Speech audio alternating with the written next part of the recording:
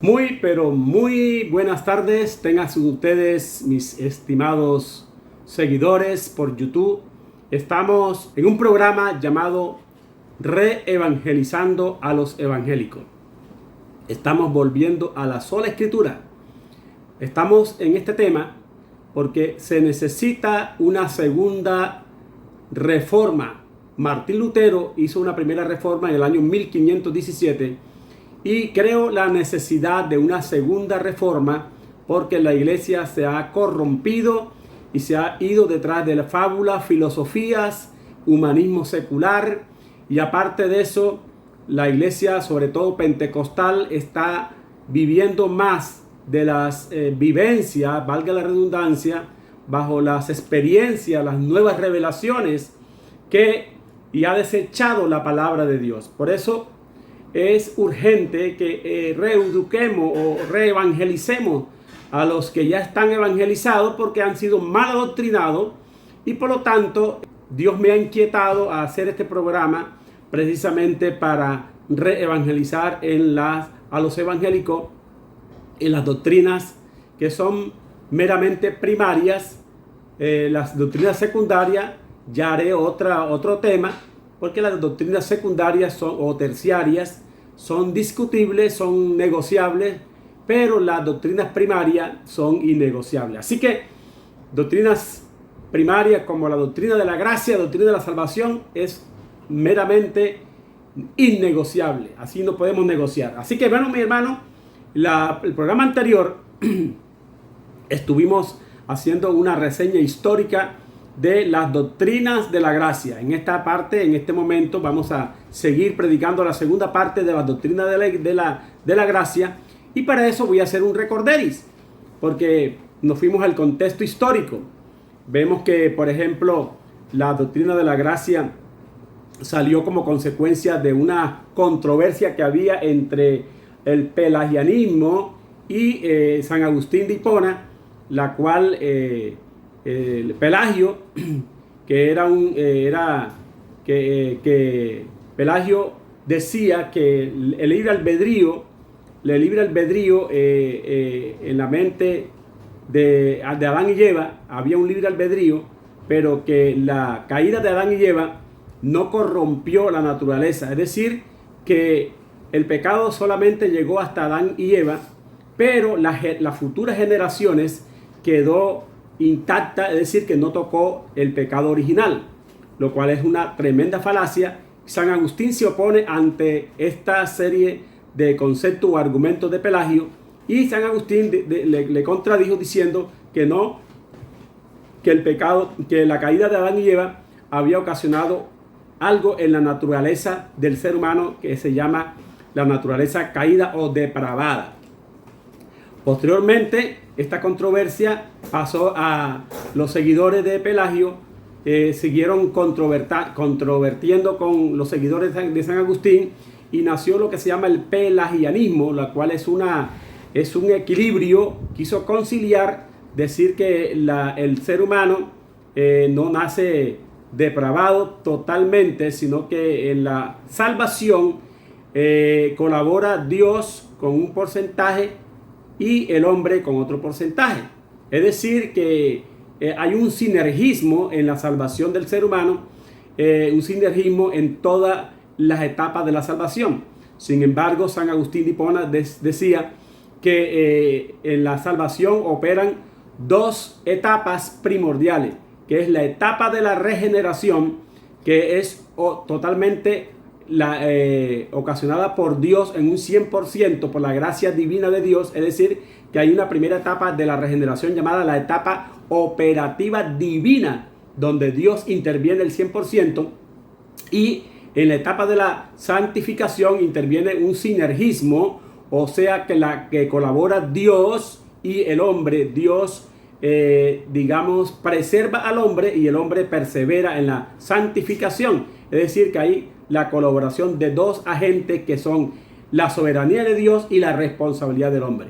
Bien, estos temas fueron trascendiendo a todos los seguidores de Pelagio y los seguidores de San Agustín, hasta que al final, ya más o menos, eso fue en el siglo IV, y en el siglo XVI donde aparece la Reforma con Martín Lutero, aparecen nuevamente todas estas herejías, porque incluso Pelagio fue condenado en el concilio de Orange, el semipelagianismo fue condenado en el concilio de Orange, y incluso fue condenado a muerte.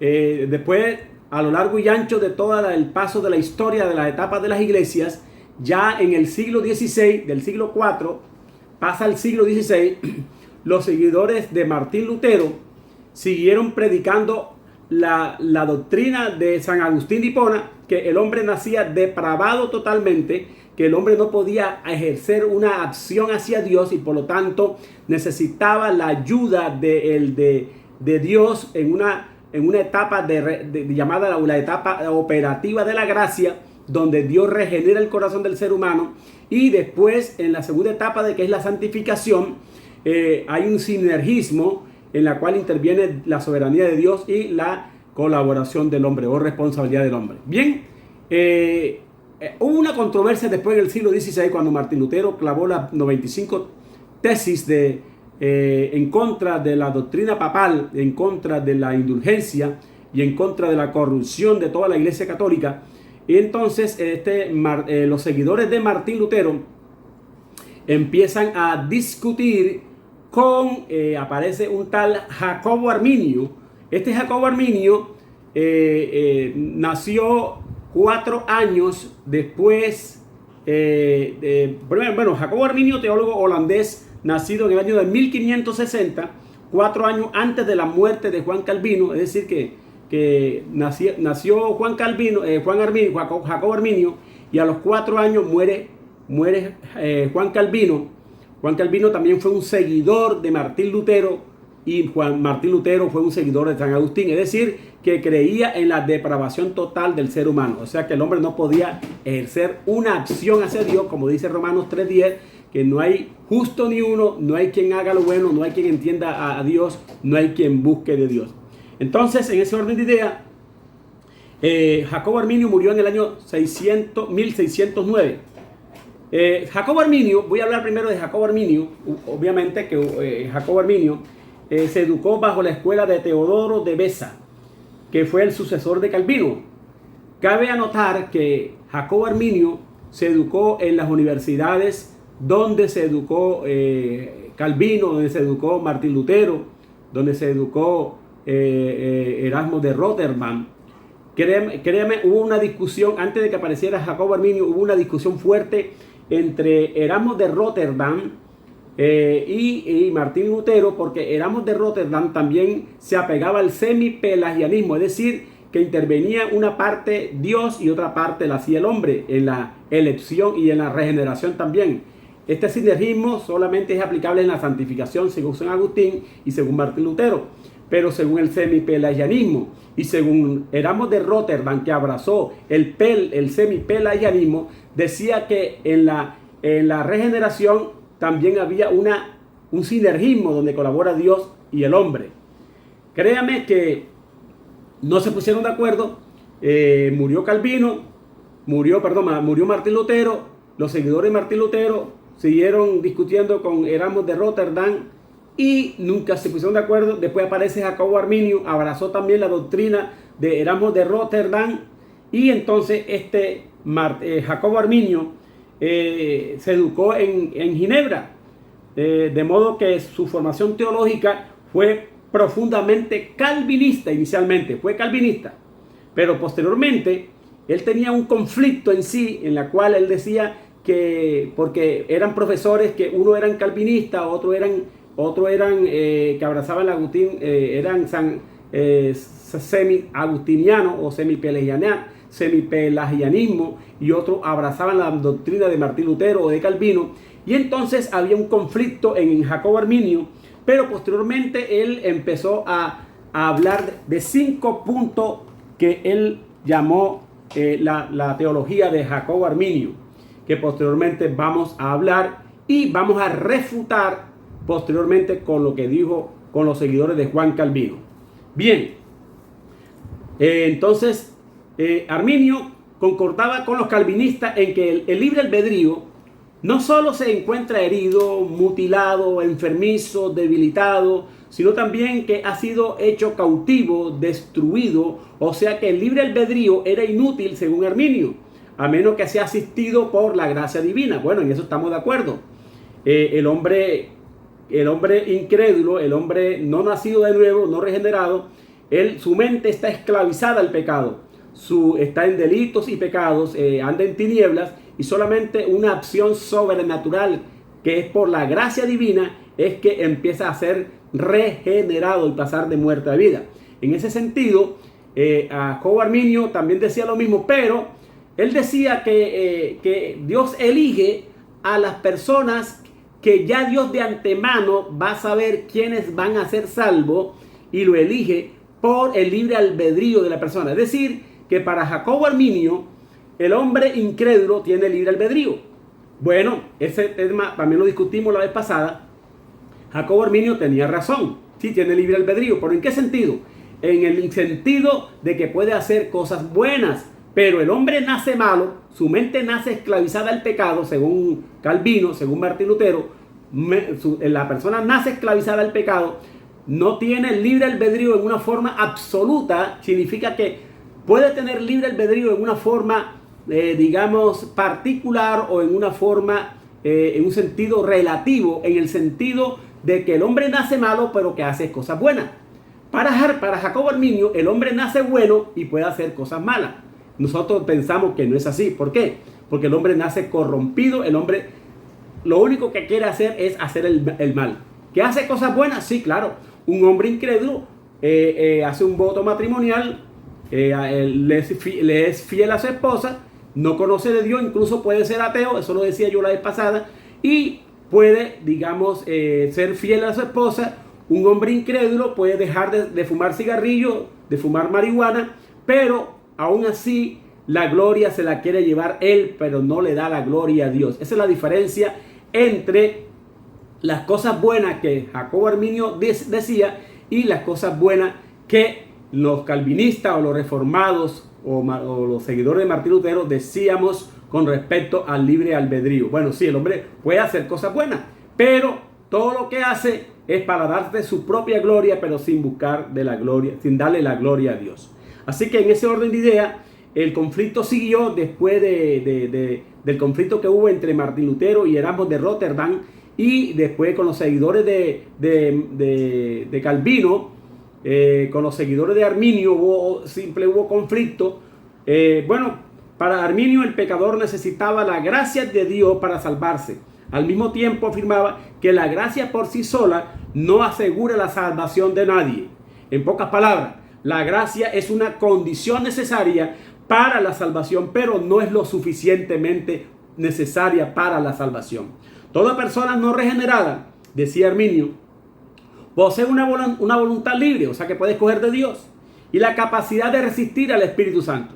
Es decir, que una persona le puede decir a Dios: no, espérate Dios, yo no quiero aceptarte ahora mismo, porque yo no te quiero abrir la puerta de mi corazón. De hecho, los pentecostales y los seguidores de Arminio dicen con este versículo que dice Apocalipsis, donde dice: he aquí yo estoy a la puerta y llamo, si tú abrieres la puerta de tu corazón, yo entraré contigo y haremos morada. Ese versículo es un versículo que es para los creyentes que se han apartado, más no para el incrédulo.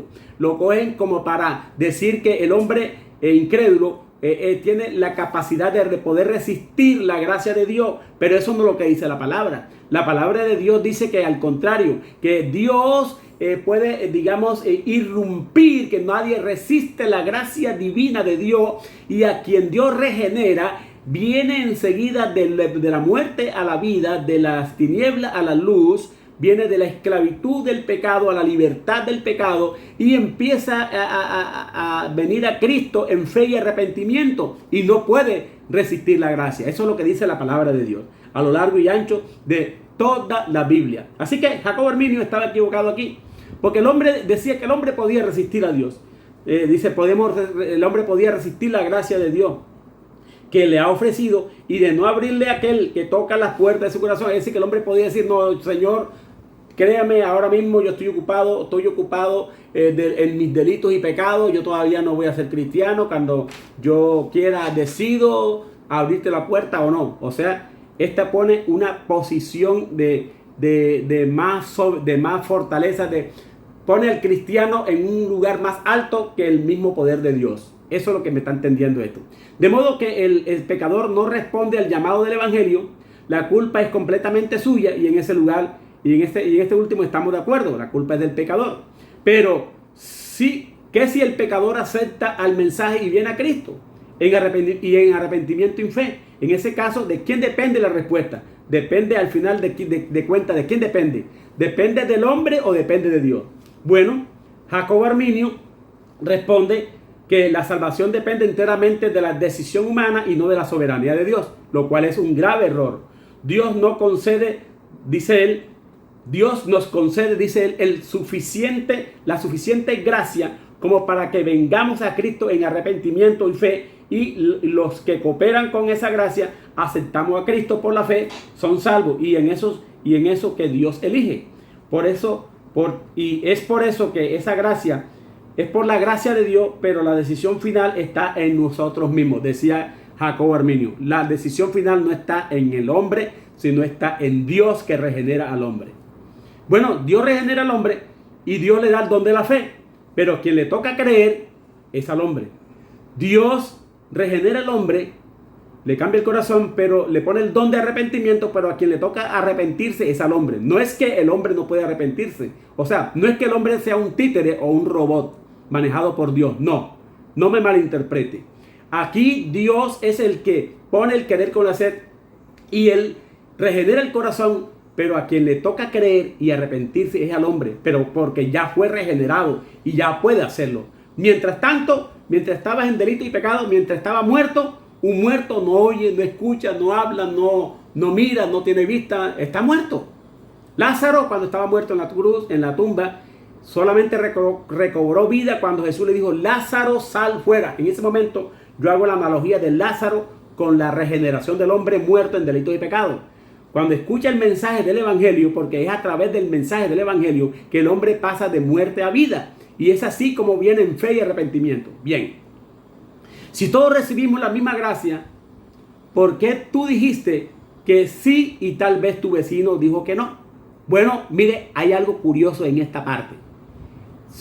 Los arminianistas piensan que unos dicen que sí y otros dicen que no, porque es su decisión, que es la decisión final del creyente, del incrédulo, si acepta o no a Dios. Pero miren, esto coloca al creyente en una posición de superioridad, en algún sentido por encima de otros incrédulos. Es decir, porque unos creyeron y otros no. Entonces, quiere decir que unos son más santos, más inteligentes que otros. O sea, pone en un nivel de santidad a uno, o de superioridad a uno con relación a otro. Los que creen están por encima de los que no creen. Pero la Biblia enseña que los creyentes no tenemos nada que jactarnos. Dice que no es por obra para que nadie se gloríe. Dice Efesios 2, del 1 al 5. Nadie puede venir a Dios a menos que Dios cambie la posición de su corazón. La Biblia dice, en el libro de Juan dice: nadie puede venir al Hijo si el Padre no lo trajera al Hijo. Es decir, que nadie puede dar un paso hacia Dios para convertirse, sino que es Dios quien lo trae a Cristo, y después, cuando Cristo lo tiene en sus manos, nadie lo arrebata de las manos de Cristo. Aleluya. Estas dos corrientes presentan la salvación desde dos perspectivas distintas. Mientras que Jacobo Arminio enseña que Dios eligió a todos aquellos que él sabe de antemano que han de ser salvos, lo que han de ser elegidos y lo que han de creer en Cristo y ejercer su fe, porque fueron predestinados por Dios desde antes de la fundación del mundo por el puro afecto de su voluntad. Pero la Biblia enseña que los que van a ser elegidos por Dios, Dios lo elige entre todos los malvados, elige un puñado por el puro afecto de su voluntad. Es una cuestión de Dios y no es una cuestión de nosotros. Usted preguntará: ¿y por qué a los otros lo dejan que se pierden delito y pecado? Bueno, esa respuesta le corresponde a Dios y no a nosotros. Es un misterio que va a ser resuelto cuando usted y yo estemos en el cielo. Esa pregunta se la vamos a hacer a Dios, porque el libro de Romanos 9 dice: ¿quién eres tú para que alterque con Dios? Luego de la muerte de Arminio, sus seguidores fueron acusados de herejía, por lo que presentaron a los estados de Holanda un memorial de protesta. Esta protesta puede ser resumida en los siguientes puntos. Los 5 puntos del arminianismo. 5 puntos de los arminianistas. Y estos son los siguientes. Lo voy a decir rápidamente. Número 1.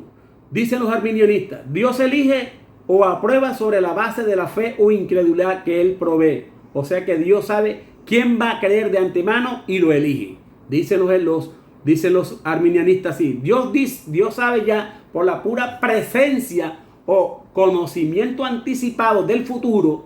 Ya ellos, según los arminianistas, dicen que ya Dios sabe quiénes van a creer y lo elige y lo hace que crea y en fe y arrepentimiento y lo elige y lo salva. Y eso no es lo que dice la Biblia. Número 2, segundo punto del arminianista. Cristo murió por todos los hombres y por cada hombre, aunque solo los creyentes son salvados.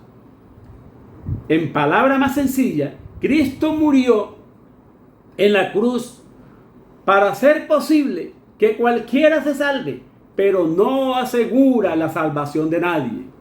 No asegura la salvación de nadie porque la decisión va a depender no de Dios, sino va a depender del hombre. Número 3, punto del arminianista. El hombre está tan depravado que la gracia divina es necesaria por la fe. Bueno, en este sentido estamos de acuerdo con los calvinistas o los reformados, pero la diferencia está en que los arminianistas dicen que la depravación del hombre no es total ni radical, ni la corrupción no es radical, como dijeron después algunos calvinistas. Bueno, pues no es radical, sino que la voluntad del hombre está caída en una forma parcial o debilitada o está enferma. Y un enfermo tiene la posibilidad de decidir, porque un enfermo todavía no está muerta. Cosa contraria a lo que decimos los calvinistas, que el muerto no tiene capacidad de decidir porque está muerto.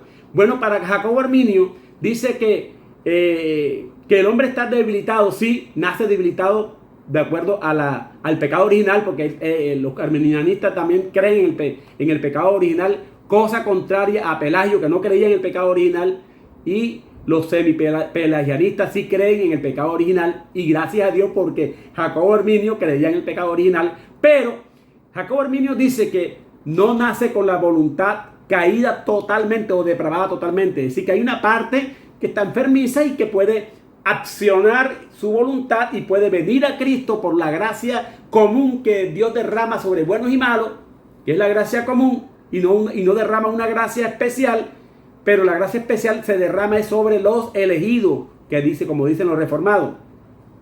Entonces el hombre está tan depravado que la gracia divina es necesaria por la fe o por cualquier otra buena obra. En eso estamos de acuerdo. Esta gracia puede ser resistida. Ese es otro punto, el número 4, que la gracia puede ser resistida, porque ya lo dije, que el Dios toca la puerta del corazón, y si al hombre no le da la gana de abrirle la puerta del corazón a Dios, no se la abre. Y entonces ahí pone al hombre por encima de Dios. O sea, como si el hombre fuese más todopoderoso que Dios. Eso realmente es antibíblico. Y el quinto punto de los arminianistas en lo tocante a si una persona verdaderamente regenerada ciertamente va a perseverar en la fe. Ese es un punto que necesita más investigación. Jacobo Arminio dice: el hombre puede ser regenerado. Bien, está bien, él puede ser regenerado, pero en el proceso de la santificación no le asegura al hombre regenerado que pueda ser salvo, porque se puede perder en la mitad del camino. Eso decía Jacobo Arminio. Nosotros los calvinistas decimos que los que ya Dios ya regeneró, vinieron en fe y arrepentimiento, que ya empezaron a santificarse con una santidad inicial, y después viene una santificación progresiva. Nosotros decimos que el Dios ayuda al hombre nacido de nuevo o regenerado con el Espíritu Santo, lo hace perseverar, pone el querer como el hacer, y Dios no permite que el hombre se aparte totalmente. El hombre se puede apartar en una forma parcial. Escuche bien, sí se puede apartar el creyente, sí puede caer parcialmente de la gracia, pero no totalmente de la gracia. Escuche bien, nosotros no estamos diciendo que el hombre no puede caer, que el hombre creyente o regenerado no puede caer. Sí puede caer, pero se puede caer y nuevamente venir en fe y arrepentimiento al Creador, porque Dios no se lo va a permitir, porque la Biblia no se contradice. La Biblia dice: lo que tú me diste en mis manos, nadie me lo arrebatará. Y dice: ni lo alto, ni lo profundo, ni ángeles, ni potestades, ni ningún ser creado puede apartarnos del amor que es en Cristo Jesús. Eso lo dice la palabra. Así que Jacobo Arminio estaba totalmente errado en estos 5 puntos que son contrarios. Lo único que coincide con el calvinismo es el pecado original, estamos de acuerdo, y con la depravación total que necesita de la gracia divina. Pero hay que entender que Jacobo Arminio pareciera que estuviera hablando de la gracia común o la gracia general, y no está hablando de la gracia especial, que es el llamado eficaz, el llamado especial que hace en el corazón del creyente regenerado para que venga en fe y arrepentimiento al Señor. Mis queridos hermanos, tenemos que entender bien estas doctrinas. Ahora, el hecho de que una persona sea calvinista y otra sea arminianista no significa que pueda perder la salvación. Yo me la llevo bien con muchos hermanos arminianistas que andan en pureza, que empiezan a tener andan en una piedad tal que agradan al Señor en todo, que por sus frutos los conoce. He visto arminianistas que están en contra del evangelio de la prosperidad, que están en contra del evangelio del positivismo, del reino ahora, del feminismo, del pastorado de mujer, del apostolado, del diezmo inclusive, y pueden abrazar de pronto una doctrina arminianista. Pues en eso estamos totalmente de acuerdo. No por eso van a dejar de ser hermanos en la fe, y no por eso se van a perder. Créame, muchos arminianistas van a salvarse. Más adelante, este artículo, que fue alterado por los arminianos para enseñar definitivamente que es un creyente verdadero regenerado, puede perder su fe y en ella la salvación. Estas disputas entre calvinistas y arminianistas siguieron y trajeron como consecuencia la convocación de un sínodo al que fueron invitados casi todas las iglesias nacionales reformadas, y que fue celebrado el día 13 de noviembre de 1618 hasta el 9 de mayo de 1619 en la ciudad de Dordrecht o ciudad de Dort. Dordrecht o ciudad de Dort. Ese es el llamado sínodo de Dort o asamblea. Estuvieron presentes 84 delegados holandeses, escuche bien, 18 comisionados delegados seculares, así como 27 delegados de varios estados de Alemania, Suiza, Inglaterra, Escocia. Fue un concilio sin paralelo en la historia del protestantismo. Luego de 154 sesiones que se llevaron a cabo en un lapso de 7 meses, los cánones del sínodo de Dort condenaron la posición arminiana.